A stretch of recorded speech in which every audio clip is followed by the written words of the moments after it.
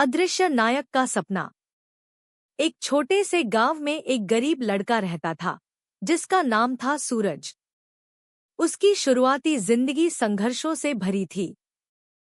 उसके पास पढ़ाई के लिए न तो साधन थे न कोई विशेष समर्थन।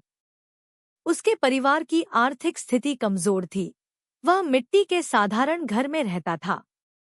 उसके माता पिता मेहनत करते थे, पर उनकी इतनी आमदनी इतनी नहीं थी कि उसकी पढ़ाई की जरूरतों को पूरी कर सकें।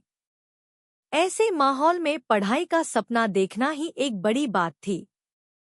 लेकिन सूरज ने ठान लिया था कि वह इस स्थिति से निकलकर कुछ बड़ा करेगा। जब रवि को स्कूल जाने का मौका मिला तो उसकी खुशी का ठिकाना नहीं था।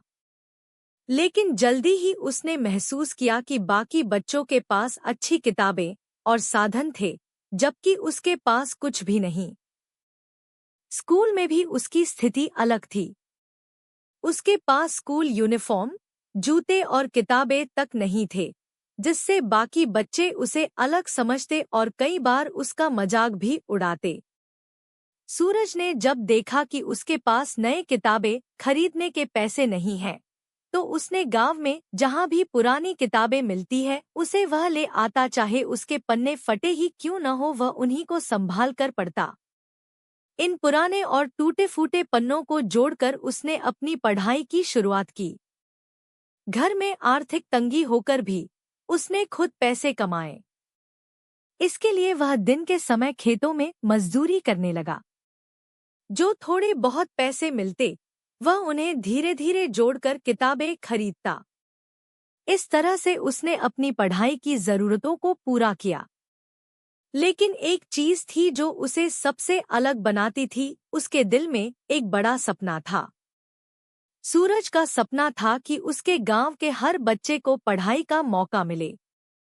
वह चाहता था कि उसका गांव पूरे जिले में शिक्षा के लिए जाना जाए।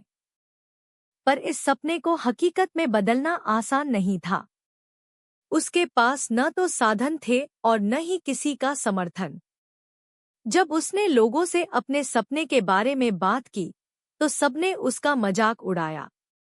कहते, तेरे बस की बात नहीं, जा खेतीबाड़ी कर।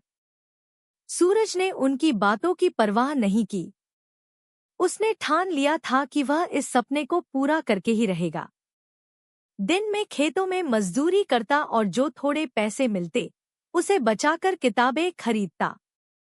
गांव में जहां भी कोई पुरानी किताब पड़ी होती उसे वह खुद पढ़ता और बाद में उसे बच्चों को पढ़ाता। सूरज ने एक टूटी फूटी किताबों से गांव के बच्चों को पढ़ाना शुरू किया। खेतों में काम करके थकने के बावजूद वह शाम को बच्चों को पढ़ाने के लिए हमेशा तैयार रहता। गांव के कुछ बच्चों ने उसमें रुचि दिखाना शुरू किया और धीरे धीरे उसकी मेहनत रंग लाने लगी। बच्चों का ज्ञान और पढ़ाई में रुचि देखकर गांव के लोगों ने भी उसे मान्यता देना शुरू कर दिया। जब सूरज ने काफी बच्चों को पढ़ाना शुरू कर दिया तो उसने अपने गांव में एक छोटे से स्कूल का सपना देखा।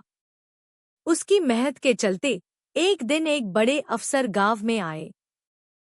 उन्होंने देखा कि गांव के बच्चों का ज्ञान और पढ़ाई में रुचि अन्य गांवों से कहीं ज्यादा है। जब उन्होंने इस बदलाव का कारण पूछा तो सबने सूरज का नाम लिया। अफसर ने रवि को सम्मानित किया और स्कूल बनाने के लिए कुछ पैसे दिए। सूरज ने इन पैसों से गांव में एक छोटे से स्कूल की नींव रखी। पर यह तो बस शुरुआत थी। स्कूल के पास सुविधाओं की कमी थी, न किताबें थी, न कुर्सियां और न ही ठीक से छत। पर सूरज ने कभी इन कमियों को बच्चों की पढ़ाई में रुकावट बनने नहीं दिया। अब स्कूल में हर रोज बच्चे पढ़ने आते और सूरज उन्हें पढ़ाने के लिए पूरी लगन से जुटा रहता।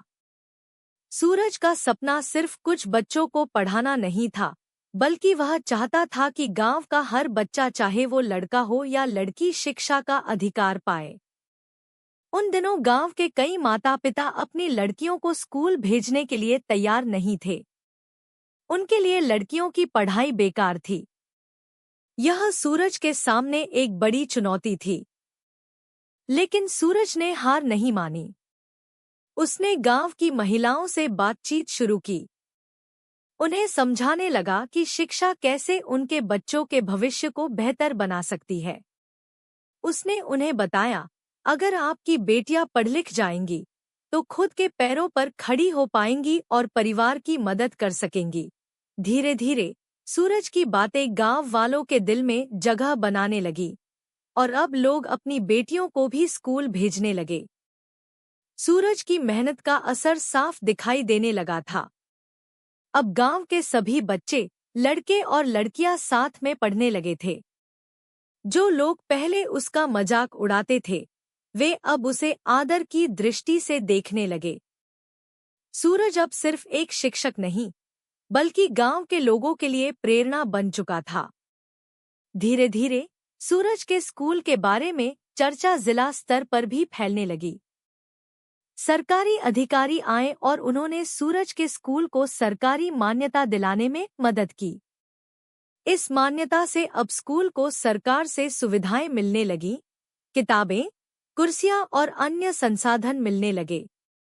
यह देखकर सूरज को अपनी मेहनत का फल मिल गया, लेकिन उसका सपना अभी भी अधूरा था। सूरज अब गांव का हीरो बन चुका था, लेकिन वह चाहता था कि सिर्फ उसके गांव में ही नहीं, बल्कि आसपास के हर गांव में शिक्षा का दीप जलाया जाए। उसने अपने कुछ होनहार बच्चों को शिक्षक बनने की प्रेरणा दी। जब वे बच्चे पढ़ाई पूरी कर लौटे, तो उन्होंने भी सूरज की तरह आसपास के गांवों में स्कूल खोलना शुरू कर दिया। सूरज ने यह साबित कर दिया कि असली ताकत पैसे या पद में नहीं होती, बल्कि निस्वार्थ मेहनत और दृढ़ निश्चय में होती है। उसकी मेहनत और त्याग के कारण अब उसके गांव में शिक्षा का स्तर बढ़ गया था। अब गांव का हर बच्चा, चाहे वह लड़का हो या लड़की, पढ़ाई कर रहा था। दोस्तों, सूरज की कहानी हमें यह सिखाती है कि एक साधारण व्यक्ति भी समाज में बड़ा बदलाव ला सकता है, अगर उसकी नीयत सच्ची हो और इरादे मजबूत हों। हमें अपने सपनों को हासिल करने के लिए किसी साधन या सुविधा की जरूरत नहीं होती, बल्कि सच्ची मेहनत और धैर्य की जरूरत होती है। सूरज ने यह साबित कर दिखाया कि असंभव कुछ भी नहीं, बस हमें अपने सपने पर विश्वास रखना चाहिए और बिना रुके मेहनत करते रहना चाहिए। दोस्तों, चैनल को लाइक और सब्सक्राइब जरूर करें और बेल आइकन को दबाना ना भूलें।